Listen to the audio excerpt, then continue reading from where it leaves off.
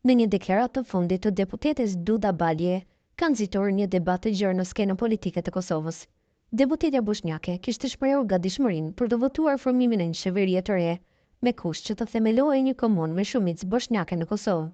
Kjo kërkesë, që në thelb synon avancimin e të drejtave të komunitetit bosnjak në vend, ka marrë përgjigje të ndryshme nga spektri politik, përfshirë edhe një reagim nga kryetari i Aleancës për Ardhmërinë e Kosovës, Ramush Haradinaj.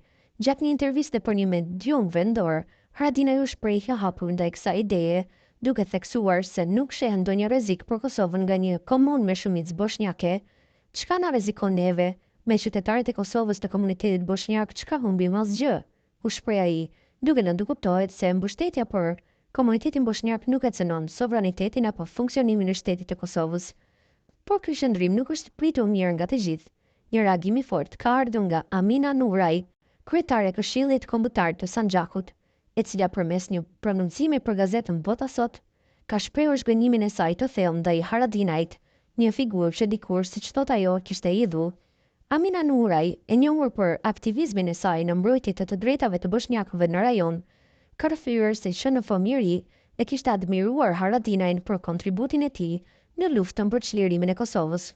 Unë që në fillim e kam dashur dhe respektuar shumë zotin Haradinaj, si një njeri vëllezërit e të cilit dhan jetën për lirinë e Republikës së Kosovës, por edhe sepse ai vetë luftoi për të njëjtën liri, është shprehur ajo. Megjithatë, ajo thekson se ky respekt ka filluar të zbehet vit pas viti, sidomos pas veprimeve dhe deklaratave të fundit të Haradinajt, të cilat sipas saj tregojnë një sjellje oportuniste dhe larg vlerave të një leadershipi të mirëfillt. Ajo veçanërisht ka kritikuar Haradinajn për faktin se nuk ka treguar gatishmëri për ta takuar atë personalisht, pavarësisht dëshirës së saj të gjatë për një takim të tillë. Dëshira ime e fëmijërisë ka qenë të takoha me zotin Haradinaj. Nga historia që kam lexuar, ai ishte një hero i gjallë për mua. Të gjithë rreth tij, madje edhe ai, e dinin se sa do të kisha dashur ta takoja personalisht, ka treguar Nuraj.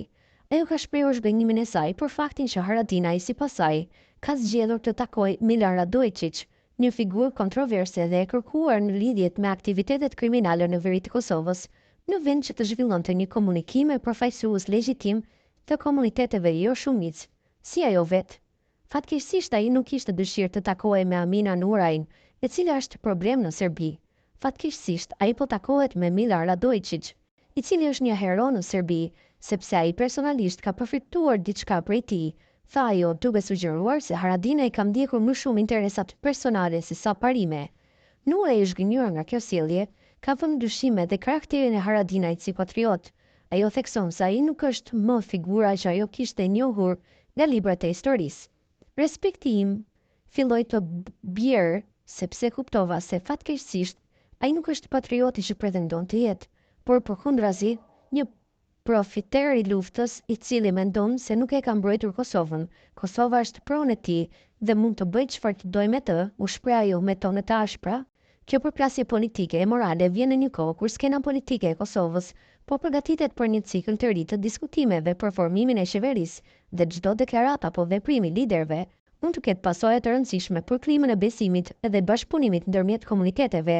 Reagimi Nurajt, përveç se një kritikë drejt për drejt, është edhe një kujtesë se imazhi i figurave publike mund të ndryshojë ndjeshëm në varësi të veprimeve të tyre dhe perceptimit që krijojnë te qytetarët të brenda dhe jashtë kufive të Kosovës.